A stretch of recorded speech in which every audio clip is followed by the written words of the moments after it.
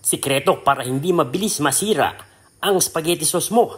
Panoorin mo hanggang dulo dahil sasabihin ko. At mas creamy pero hindi nilagyan ng maraming gatas o all-purpose cream. Let's get it on! Maglagay na tayo ng mantika dito sa ating pot at tayo mag-umpisa ng maggisa. Isa lang na natin ang sibuyas. Haluin hanggang sa ito ay mag-translucent. At pagkatapos ay isunod na natin ang bawang. Mas maraming bawang mas masarap ang kalalabasan. Kaya dagdagan mo na. Isunod natin igisa ang isang lata ng mushroom. Mas masarap at mas lalabas ang flavor kung ito ay ating isasama sa paggisa. Red at green bell pepper. Hindi tayo gagamit ng giniling na pork or beef dito sa ating recipe. Ang gamit natin, giniling na manok. Meron kasing nag-request sa atin, pwede raw ba ako magluto ng Pinoy spaghetti pero hindi tayo gagamit ng pork or beef? Pues ito na yun. Garlic powder, ground black pepper.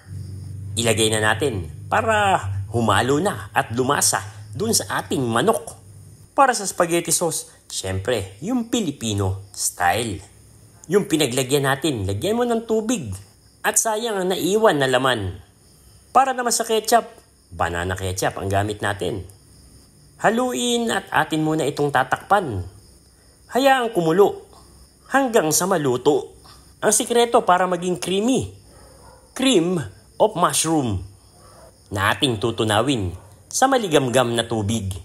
So imbes na all-purpose cream ang gamitin natin or yung evaporated milk, bakit hindi natin subukan yung cream of mushroom na nakasachet na nabibili sa tindahan?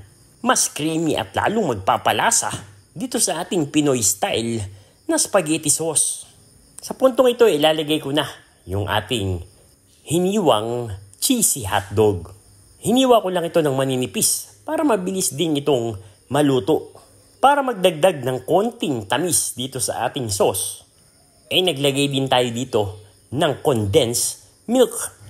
So imbes na asukal ang ilagay natin, mas pinili kong ilagay ang condensed milk dahil dagdag na magpapakrimi din ito dito sa ating spaghetti sauce.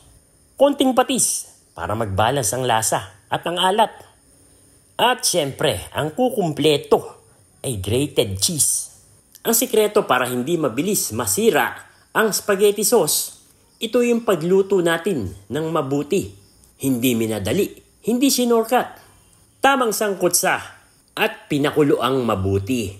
Makikita nyo yan kapag nagmamantika na ang inyong sauce. Puntahan naman natin yung ating pasta. Naglagay na ako ng salt dito sa ating tubig pero hindi na ako naglagay ng mantika. Haluin lang ito ng madalas para hindi siya magdikit-dikit. At basahin ang packaging dahil iba-iba ang pagpapakulo dito. Depende sa brand na gamit mo.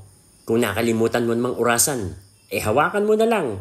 Pagsalat mo sa noodles, dyan na magkakatalo at malalaman kung luto na ito. Sa pagtikim ninyo ng spaghetti sauce, dapat ito ay medyo maalat dahil pag nilagay na natin ang pasta ay tatabang ito. Kaya dito tayo nag-a-adjust ng alat sa pamamagitan ng paglalagay natin ng maraming keso. Sana sa susunod niyong paggawa ng spaghetti ay gawin niyo ito. And there you have it, K&D Nation, mga kadadilicious. Ito yung ating version ng Pinoy Spaghetti K&D Style.